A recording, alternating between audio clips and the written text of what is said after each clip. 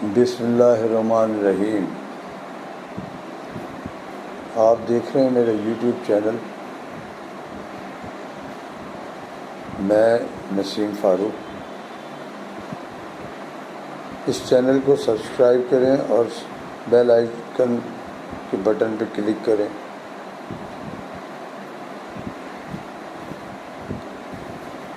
آج ہم سب سے پہلے کراچی اور سندھ کے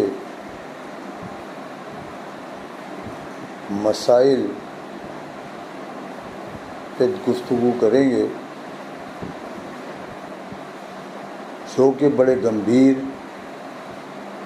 اور پرانے چلے آ رہے ہیں، اور شہر کی حالت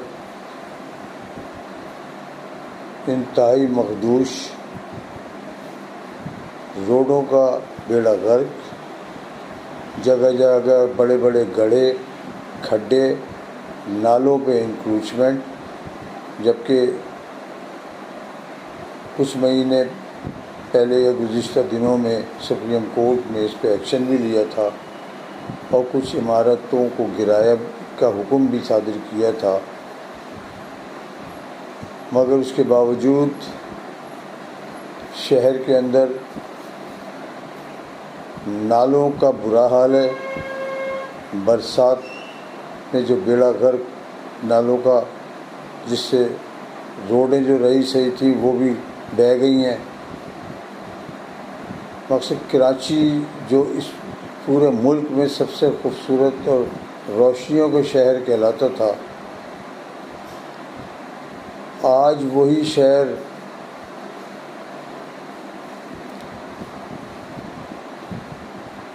دیکھ کے رونا آتا ہے کہ کیا اس شہر کا حشر ہو گیا ہے، اور اس صوبے پہ گزشتہ 15-16 سال سے قابض پیپلز پارٹی کی گورنمنٹ، جو کہ ہر سال بھٹو شہید کا نام لے کے اور سندھ کے سیدھے سادے لوگوں سے ووٹ لے کر پھر ہر انتخابات میں اس قوم کے اوپر مسلط ہو جاتی ہے، مگر ان کے پاس اس قوم کے اوپر، اس شہر کے لوگوں کے اوپر پیسے لگانے کے لیے نہیں ہے۔ گورنمنٹ کے جتنے فنڈز یا جتنے ترقیاتی فنڈز ان کو ملتے ہیں، ان میں سے ایک پیسہ کسی ترقیاتی کام پہ خرچ نہیں کیا جا رہا۔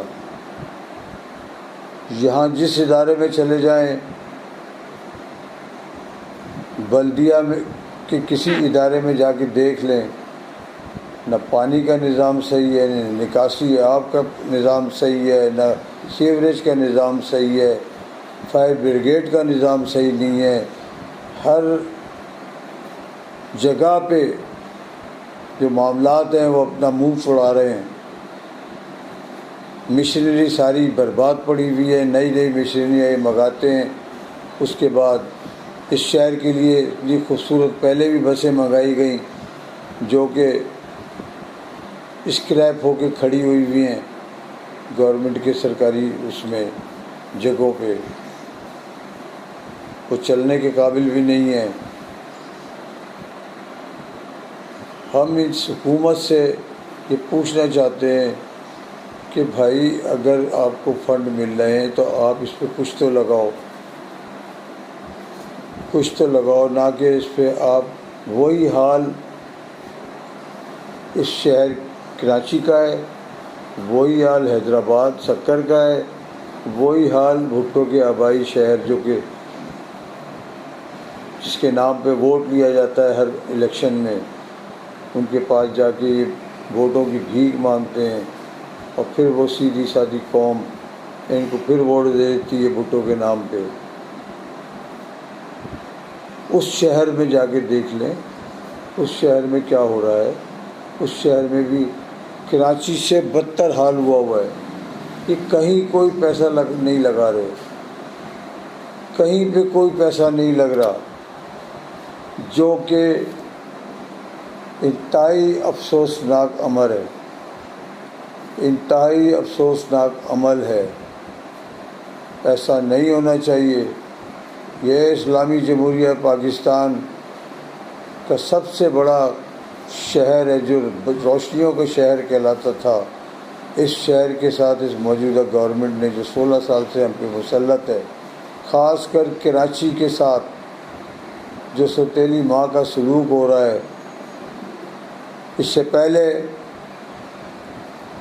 متحدہ قومی موومنٹ جو کہ MQM کے نام سے یہاں مسلط تھی، اس نے سوائے یہاں لوگوں کو قتل غارت گری، لوٹ مار، ڈاکہ زنی، 2 جنریشن تباہ کر دی انہوں نے اس قوم کی۔ ان کو ہاتھوں سے قلم لے کے ان کے ہاتھوں میں کلاشن کوف پکڑا دی، ان کو چوری، ڈاکہ زنی، لوٹ مار، قتل و غارت گری پہ لگا دیا۔ اس میں بہت سارے لوگ جیلوں میں ہیں، بہت سارے لوگ ضمانتوں پہ ہیں، ان کا کوئی حال نہیں ہے، ان کی تو زندگیاں تباہ ہو گئیں۔ اب موجودہ حالات میں جو سندھ میں تباہی آئی سیلابوں سے، اس سیلابی کیفیت سے بجائے اس گورنمنٹ کو نمٹنا چاہیے تھا، پہلے سے انتظامات کرنے چاہیے تھے۔ وہاں پہ ان کا ایک آدمی وہاں پہ نہیں گیا لوگوں کو پوچھنے کے لیے۔ وہاں لوگ قسم پرسی کی زندگی میں مبتلا ہیں، گزار رہے ہیں، جن کو کھانے کے لیے نہ روٹی ہے، نہ پانی ہے، نہ دوائیں، کچھ نہیں ہے وہاں پہ۔ وہ اللہ کے آسرے پہ بیٹھے ہوئے ہیں اور اللہ سے مدد مانگ رہے ہیں، اور انشاءاللہ اللہ ہی مدد کرے گا ان کی۔ وہاں کچھ سماجی سیاسی تنظیمیں وہ وہاں کام کر رہی ہیں، جو ان کی تھوڑی بہت داد رسی ہو رہی ہے۔ یہ تو خیر سندھ ہے، یہاں تو کچھ زیادہ ہی اللہ مان الحفیظ، یہاں تو انتہا ہو گئی ہے۔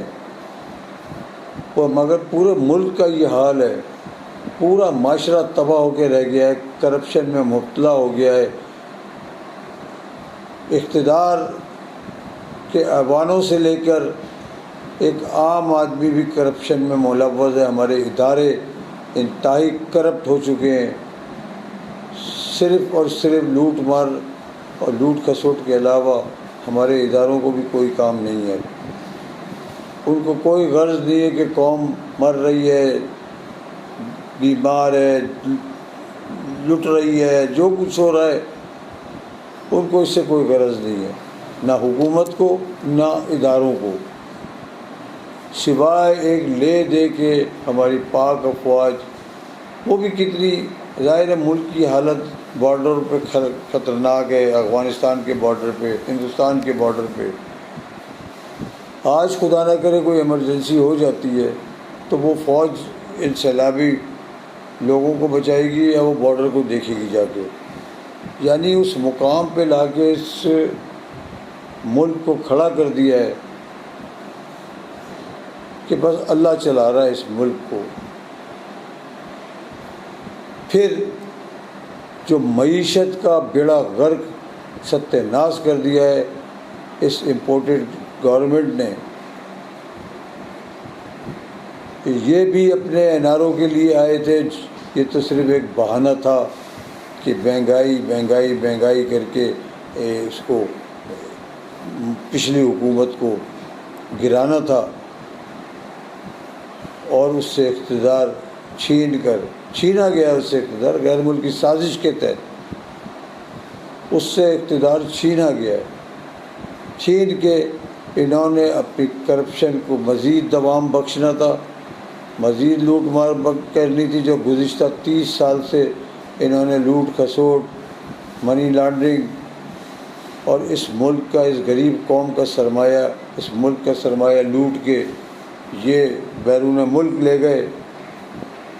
وہاں انہوں نے اپنے محلات بنائے، سرے محل بنائے، عیاشیاں کی۔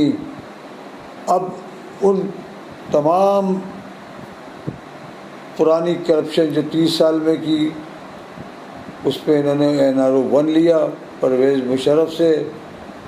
اس کے بعد موجودہ امپورٹڈ گورنمنٹ نے ایک سازش کے تحت امریکہ سے ساز باز کر کے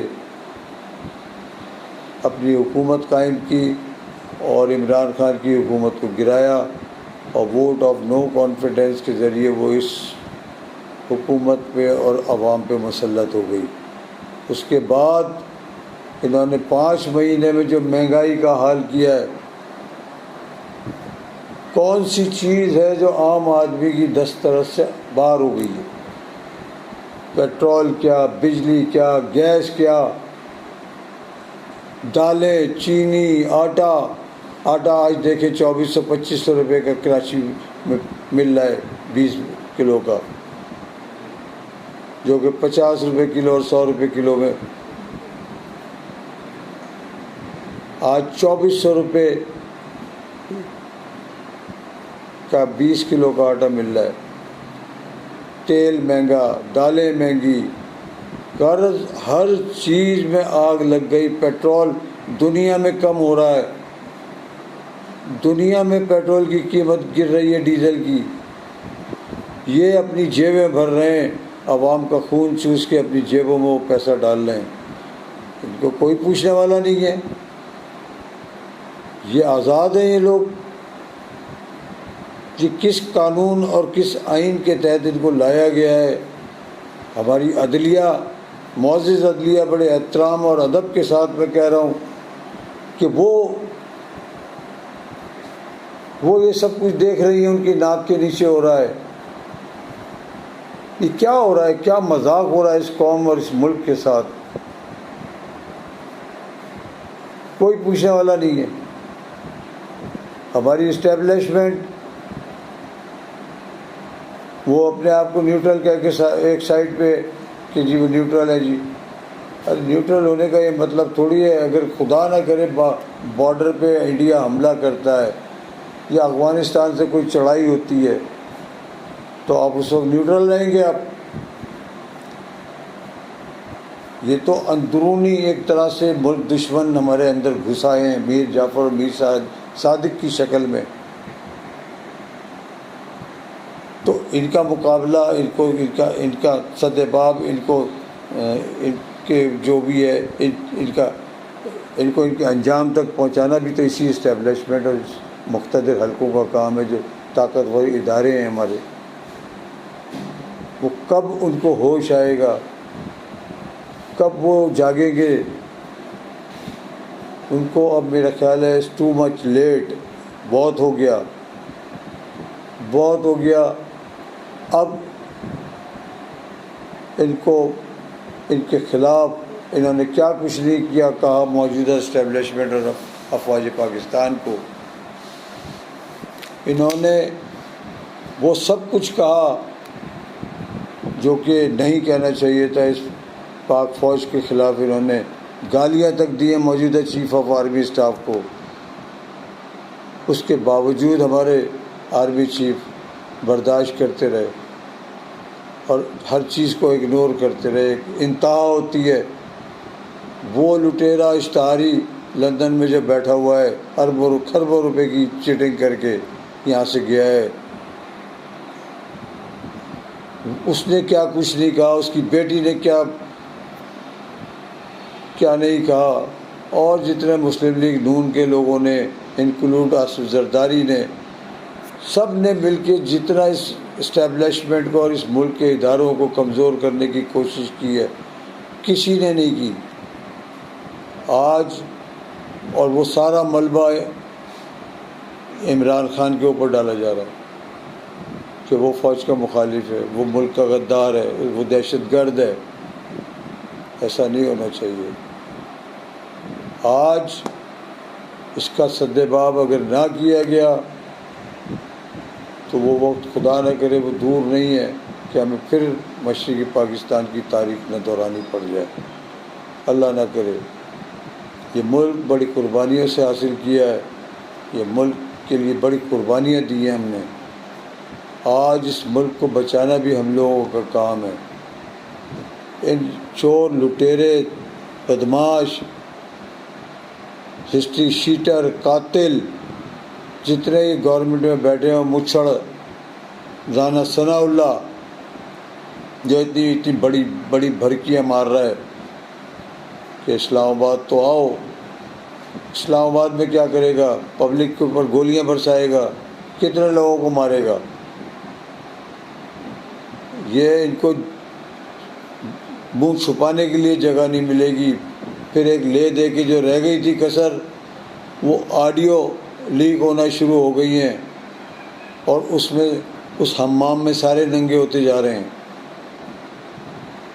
ان کے جتنے انہوں نے گل کھلائے تھے وہ سب ایکسپوز ہوتے جا رہے ہیں۔ جمعے کو ہیکر نے کہا ہے کہ وہ ہم ساری ویڈیو ڈال دیں گے سوشل میڈیا پہ، اب دیکھیں کون کون اس کے سامنے آتا ہے، کس کس کے خلاف عوام دیکھے گی کہ ان کے خلاف کیا کیا چیزیں سامنے آتی ہیں۔ تو اللہ اس ملک کا حامی و ناصر ہو۔ اس کے ساتھ میں اجازت چاہوں گا۔ السلام علیکم۔